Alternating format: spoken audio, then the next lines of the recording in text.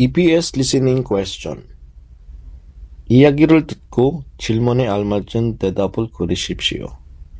Sa instruction na ito yung pinaka-guide, magiging guide mo.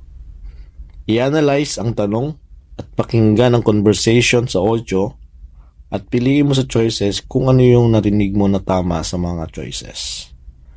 So, ang sabi, i-analyze muna ang tanong. So, ito yung question.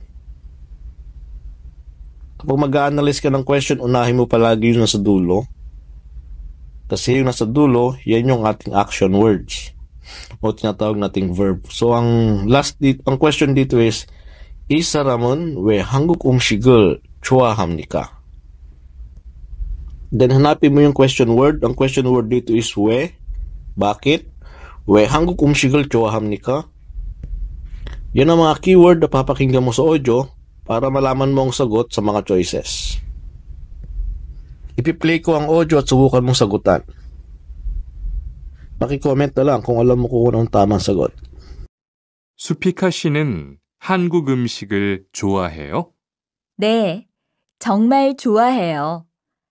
한국 음식은 맵지만 맛있어요.